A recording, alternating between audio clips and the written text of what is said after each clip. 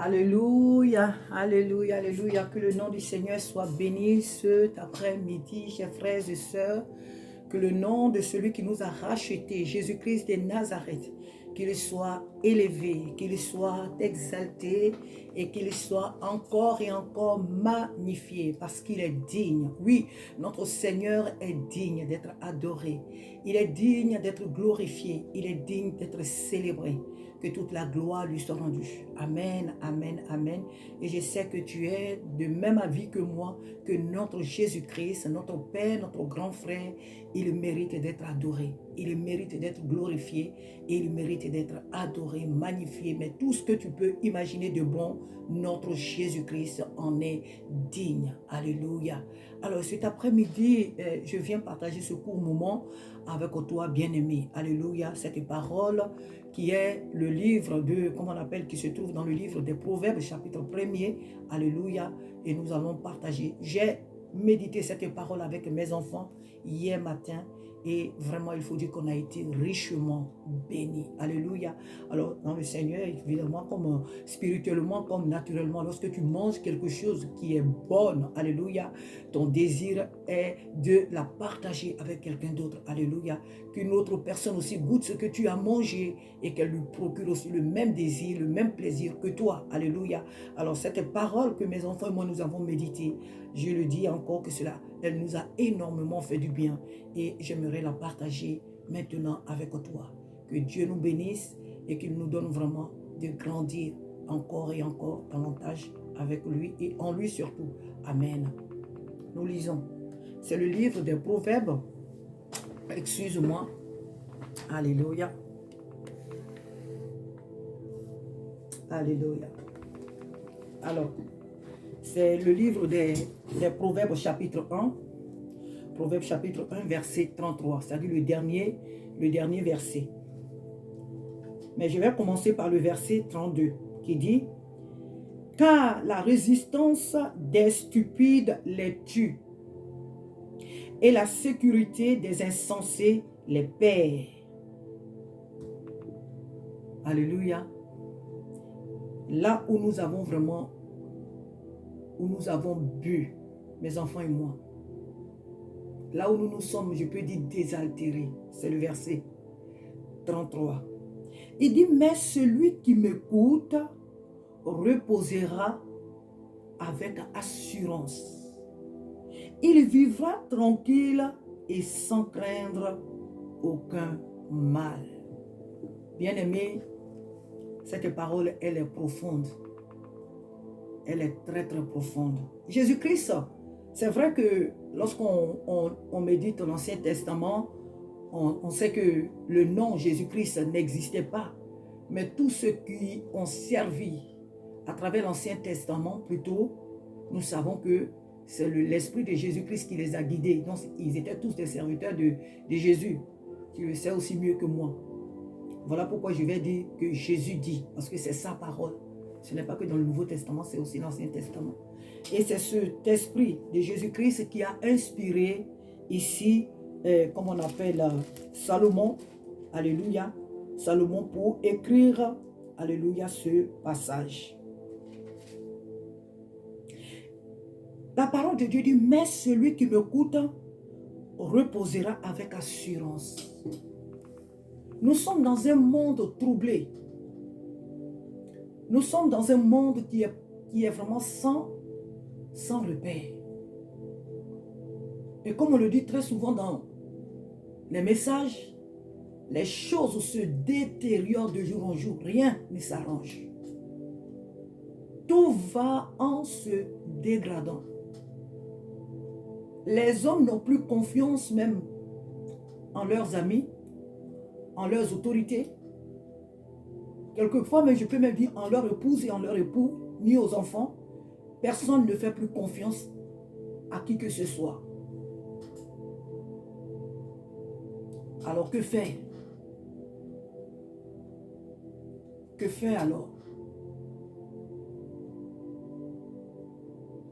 La Bible nous dit bien quelque part que lorsque les fondements sont renversés, quel est le rôle du juste alors?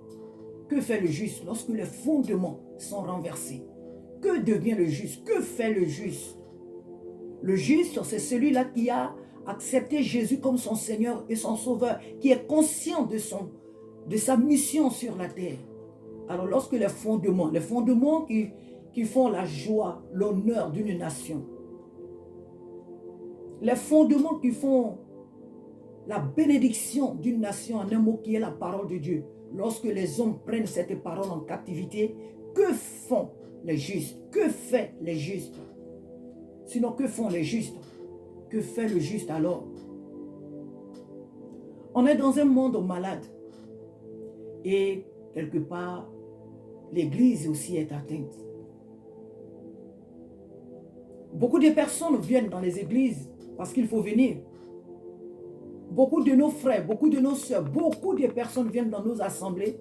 Pourquoi? Parce que elles veulent voir une église tout le temps en activité, où il y a des concerts, où il y a du théâtre, où il y a des mariages, où il y a des services sociaux, où on donne à manger, où on donne à se vêtir, pour dire que ça c'est la meilleure église. Parce que toutes ces choses-là y existent. C'est bien. Puisque Jésus lui-même nous dit, donnez-leur vous-même à manger. Donc c'est bien. Mais ici, le Saint-Esprit nous appelle à faire quelque chose. Au milieu de tout ce que je viens de citer, qui paraît beau, le Seigneur met un mais. Nous avons lu d'ailleurs même le verset 32 qui dit, car la résistance des stupides les tue et la sécurité des insensés les perd. Mais celui ou celle qui m'écoute repose avec assurance. Il vivra tranquille sans craindre aucun mal. Le désir de Dieu, mon frère, ma soeur, est que tu vives avec assurance. Le désir de Dieu est que, mon frère, tu vives avec assurance sur cette terre. Mais quelle est cette assurance? L'assurance que, cette assurance, c'est la personne de Jésus-Christ. C'est de savoir que tu n'es pas seul et que tu as avec toi Jésus-Christ. Il vit en toi, il est avec toi. Alors quand tout semble aller mal, quand tout semble se détériorer autour de toi, ce Jésus est toujours avec toi pour te relever. Il est toujours avec toi pour te fortifier, pour te consoler. Il ne te permettra jamais d'entrer dans des dépressions, dans des pensées suicidaires, des découragements. Oui, c'est vrai, les autres autour de toi peuvent voir que tout va mal, mais toi, à l'intérieur, tu as la force du Saint-Esprit parce que tu es consciente que tu n'es pas seul. Il nous l'a dit d'ailleurs dans Jean chapitre 14, le verset 1er. Il dit que votre cœur ne se trouble point. Que votre cœur ne se trouble point. Je vais le lire d'ailleurs. Le livre de Jean, chapitre 14. Alléluia. Alléluia. Il dit que votre cœur ne se trouble point. Croyez en Dieu et croyez en moi. Le désir de Dieu qui est dans ton foyer, tu te reposes sur lui. Le désir de Dieu qui est dans ton travail, tu te reposes sur lui. Le désir de Dieu qui est dans l'éducation de tes enfants, tu te reposes sur lui. Le désir de Dieu qui est même dans le licenciement que tu es en train de vivre par rapport à ton travail, le Seigneur veut que tu te reposes sur lui. En un mot, dans tout ce que tu traverses ou tu vis, le Saint-Esprit veut que tu te reposes sur lui.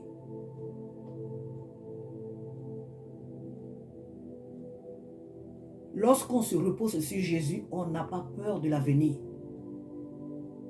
C'est vrai, les gens peuvent se moquer de nous parce que ils ne voient que ce qu'eux, ils ont envie de voir. Mais lorsque toi, qui es à l'intérieur, lorsque toi, qui traverses la situation, tu sais en qui tu as placé ta confiance, tu as la paix, tu as la tranquillité, tu as la joie. C'est vrai, il peut arriver des moments où tu pleures. Mais lorsque tu réfléchis et que tu te dis que, mais écoute, Jésus dit qu'il est avec moi. Alors je ne suis pas seul. Pourquoi est-ce que je dois pleurer? Pourquoi est-ce que je dois m'apitoyer sur moi? Jésus est vivant. Alors, tu reprends courage. Il n'a pas dit, Jésus n'a pas dit dans cette parole que celui qui m'entend reposera avec us. Il dit celui qui m'écoute. Écouter et entendre. Il y a eu un grand abîme au milieu de ces deux mots. Écouter et entendre. Sinon, entendre quelqu'un et l'écouter, il y a un grand abîme au milieu de ces deux mots. Il y a une grande différence. J'entends une voix, mais je ne sais pas ce qu'elle dit. J'entends un bruit, mais je ne sais pas ce que ce bruit-là dit exactement. J'entends un son, j'entends un chant, mais je ne sais pas exactement ce que disent les paroles de ce chant. Or, lorsque j'écoute, alors je prête une attention spéciale. Lorsque j'écoute, j'apporte tout mon intérêt à ce que je suis en train d'écouter. Parce que je suis en train d'écouter dans le but de recevoir quelque chose en retour. Donc, écouter et entendre, il y a une grosse différence. Ici, le Saint-Esprit dit, mais celui qui m'écoute, ce monde est agité. Les difficultés se succèdent dans ta vie, dans ton foyer, dans tout ce que tu entreprends. Le Saint-Esprit ne veut pas que tu écoutes ces difficultés, ces problèmes. Le Saint-Esprit ne veut pas que tu écoutes tout ce qui se passe autour de toi, plutôt que tu entendes plutôt tout ce qui se passe autour de toi, ou bien même que tu écoutes ces choses. Non, il te dit, celui qui m'écoute. Alors il veut, mon frère, ma soeur, que tu l'écoutes. Parce que lorsque tu écoutes le Saint-Esprit, il ne pourra que te dire, mon enfant, je suis avec toi, sois en paix. Rien n'est encore tard, rien n'est gâté. Tu ne mourras pas, tu ne seras pas confus ni confuse. Je suis avec toi, sois tranquille. Je suis dans la barque avec toi. Lorsqu'on a Jésus-Christ réellement, on a une assurance.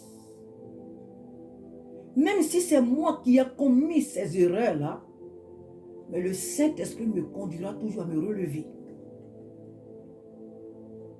Même si je me suis éloigné de lui à cause des épreuves, dans sa grâce, si je l'écoute, il me ramènera à lui.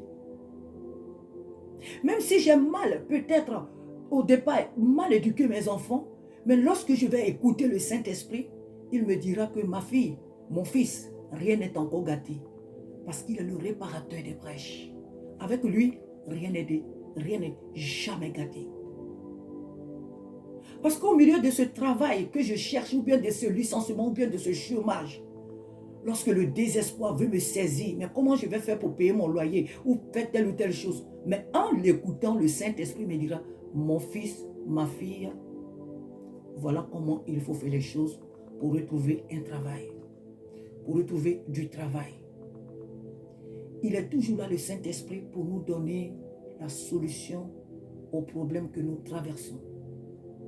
Voilà pourquoi il dit, mais celui qui m'écoute, mais celui qui m'écoute.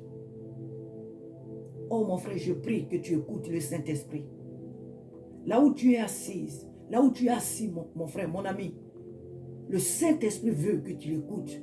Dieu parle, Dieu n'est pas quelque chose. On dit souvent quelque chose m'a dit non, Dieu n'est pas quelque chose. Apprends à écouter le Saint-Esprit.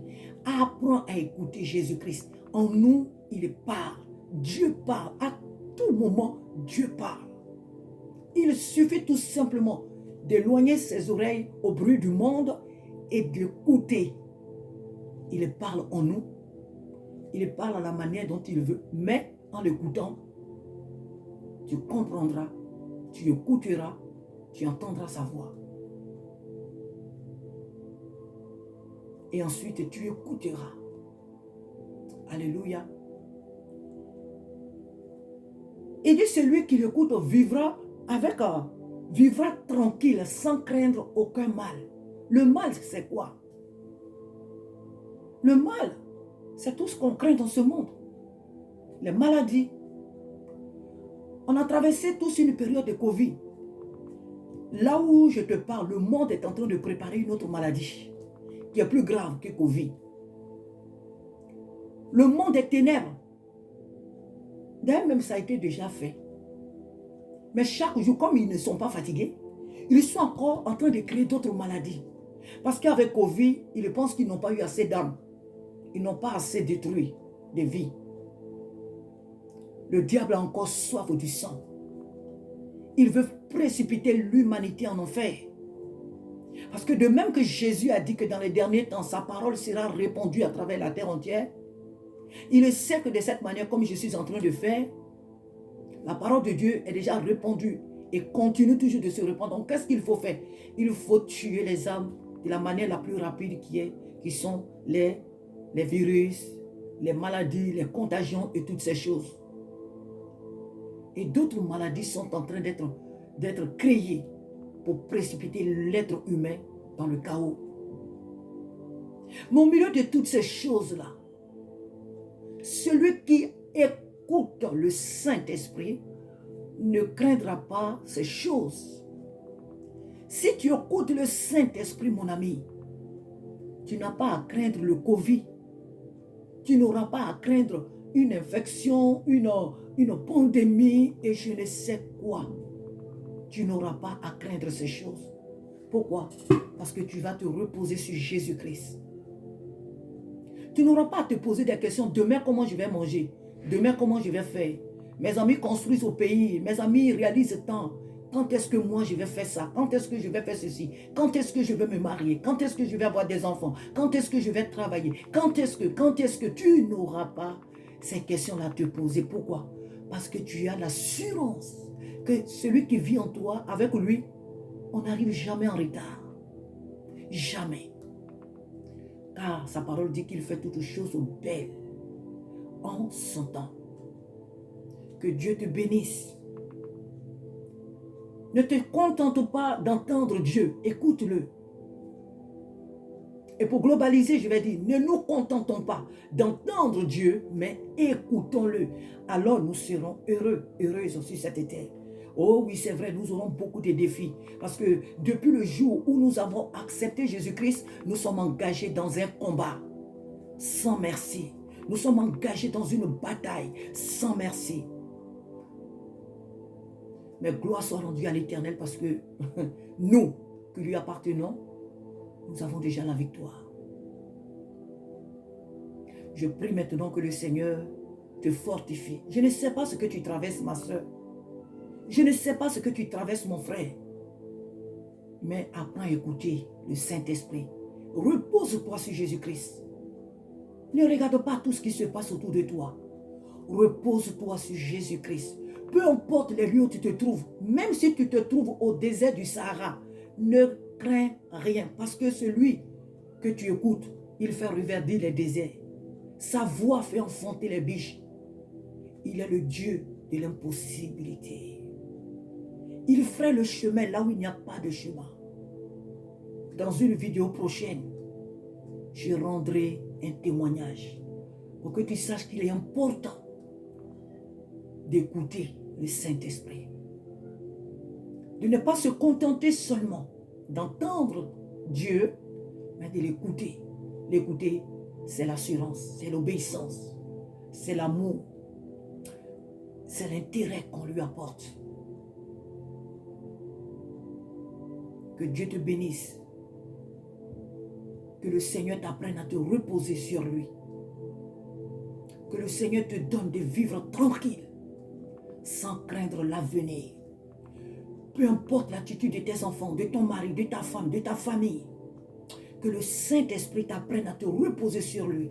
Avoir foi en sa vie en toi, en sa présence en toi. Même si tu es dans les erreurs, n'oublie pas qu'il est avec toi. Il n'a pas abandonné les apôtres. Non, il ne nous abandonnera pas. Jésus ne nous a jamais dit, quand tu seras pur, quand tu seras sans faute ni défaut, alors je serai avec toi. Il dit, je suis avec vous jusqu'à la fin du monde. Je suis avec vous. Peu importe là où tu passes, peu importe ce que tu es en train de vivre, peu importe ce que tu as fait, il dit que je suis avec toi. Pas parce que le mal que tu as fait, il te supporte dans ce que... Non, mais pour te dire que même si tu as fait le mal, il y a encore la possibilité de revenir à lui. Donc, il est avec toi. Il y a de l'espoir pour ta vie. Il y a de l'espoir pour ton avenir. Prends courage. C'était là la parole que le Saint-Esprit m'a mis à cœur. Seigneur, maintenant je te prie pour que tu fortifies ta fille. Tu vois la situation, papa, qu'elle traverse. Tu vois la situation, Seigneur Dieu de gloire, devant laquelle elle ne voit aucun, éternel mon Dieu, aucun chemin de sortie. Mais Père, je l'abandonne entre tes mains. Relève-la, fortifie-la. Dans cette situation de maladie, je prie au nom de Jésus qu'elle reçoive ta guérison maintenant. Peu importe le nom de cette maladie, peu importe la hauteur, la profondeur de cette maladie, je proclame maintenant ta guérison au nom de Jésus-Christ. Oh mon frère, que le Seigneur te fortifie au nom de Jésus-Christ. Reçois la guérison, reçois la restauration. Car celui qui se confie en l'Éternel ne sera jamais confus ni confuse. Que Dieu te restaure, que Dieu te bénisse. Les temps sont mauvais, mais celui qui espère en l'Éternel ne sera jamais dans la confusion. Que Dieu bénisse ton ministère, mon frère. Que Dieu bénisse ton ministère, ta soeur. Ma soeur plutôt, mon frère, ma soeur, que Dieu bénisse vos foyers, que Dieu bénisse ta vie, même si tu es seul, que Dieu te bénisse. Tu n'es pas seul. Physiquement, naturellement, humainement parlant, tu es seul. Mais sache que tu n'es pas seul parce que Christ vit en toi. Tu n'es pas seul. Prends courage. Il y a encore de l'espérance pour ton avenir. Il y a encore de l'espérance pour ta vie. Ne baisse pas les bras. Ne baisse pas les bras, car notre Dieu est plus grand que tout ce que nous pouvons relever dans ce monde comme défi. Il est plus grand que nos défis que nous avons à relever. Sois guéri, sois restauré, sois consolé, sois fermé. Je le déclare au nom de Jésus-Christ. Alléluia. Que Dieu nous fasse du bien encore et que ce mois de mai et que tout au long de l'année, le Saint-Esprit nous apprenne à l'écouter. Que tout au long de notre vie sur cette terre, le Saint-Esprit nous apprenne à l'écouter.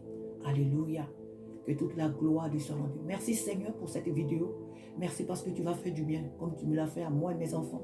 Tu fais du bien à mon frère, tu fais du bien à ma soeur. Merci Père. Merci Père au nom de Jésus.